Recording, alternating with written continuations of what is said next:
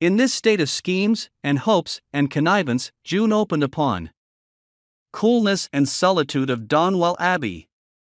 Woodhouse's tender habits required almost every evening throughout the year. He soon afterwards took a hasty leave, and walked home to the might not be irritated into an absolute fever, by the fire which Mr.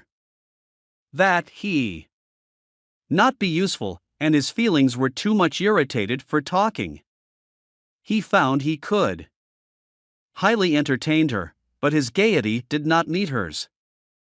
Look described, and all the wheres and hows of a circumstance which the conversation, wanting to hear the particulars of his suspicions, every she was in gay spirits, and would have prolonged. Knightley silenced Mr. She spoke with a confidence which staggered, with a satisfaction which I will answer for the gentleman's indifference. Being so on his. That is, I presume it to be so on her side, and I can answer for its. Can be. Attachment or admiration for one another, as any two beings in the world.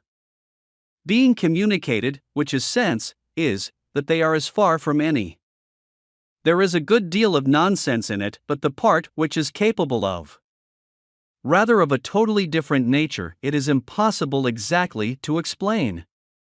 Have caught you, have arisen from some peculiar circumstances, feelings. Admiration between them, I do assure you, and the appearances which there is no to check you in your first essay, but indeed it will not do. Vouchsafe to let your imagination wander, but it will not do. Very sorry. I am delighted to find that you can. You amuse me excessively. Oh! Public! Them certain expressive looks, which I did not believe meant to be. I have lately imagined that I saw symptoms of attachment between. It possibly come into your head? And how could 20th part of a moment did such an idea occur to me? She cried with a most open eagerness, never, for the never, never. That she admired him? Have you never at any time had reason to think that he admired her, or? Why do you make a doubt of it?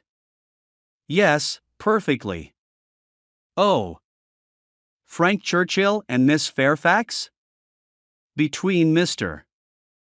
gentleman and lady we have been speaking of? You perfectly understand the degree of acquaintance between the. My dear Emma, said he at last, with earnest kindness, do you think such a cause welfare, to encounter anything, rather than the remembrance of neglect in that might be involved in an unwelcome interference, rather than her? He owed it to her, to risk anything. Yet he would speak. Emma's confusion, and the acknowledged intimacy, seemed to declare her affection engaged. Interference, fruitless interference. Variety of evils crossed his mind. He sat a little while in doubt. Busy herself about anything than speak. She would rather. He had hoped she would speak again, but she did not. Churchill. The joke, he replied gravely, seemed confined to you and Mr. Joke among ourselves. She cried in evident embarrassment, it all meant nothing, a mere. Oh! She was really ashamed of having ever imparted them. True explanation, for though her suspicions were by no means removed, she could not endure to give him the. Emma was extremely confused. One, and so very distressing to the other. Word, and am curious to know how it could be so very entertaining to the. I saw the poignant sting of the last word given to you and Miss Fairfax? Pray, Emma, said he, may I ask in what lay the great amusement, the. It was his duty. Such danger, without trying to preserve her. He could not see her in a situation of some hint, ask her some question. Must, yes, he certainly must, as a friend and anxious friend, give Emma had seen, so full that when the candles came to assist his observations, he remained at Hartfield after all the rest, his thoughts full of what he not tell. Knightley could. And the room was in confusion, and how they parted, Mr. For her shawl, Frank Churchill was looking also. It was growing dusk. She was afterwards looking. And resolutely swept away by her unexamined thought he saw another collection of letters anxiously pushed towards her. Knightley. So many were also moving, that she could not get away, and Mr. She was immediately up, and wanting to quit the table, but preconceived. Jane's alertness in moving proved her as ready as her aunt had. We really must wish you good night. My dear sir, you are too obliging. The evening is closing in, and grandmamma will be looking for us. Indeed. It is time for us to be going. Word, I was just going to say the same thing.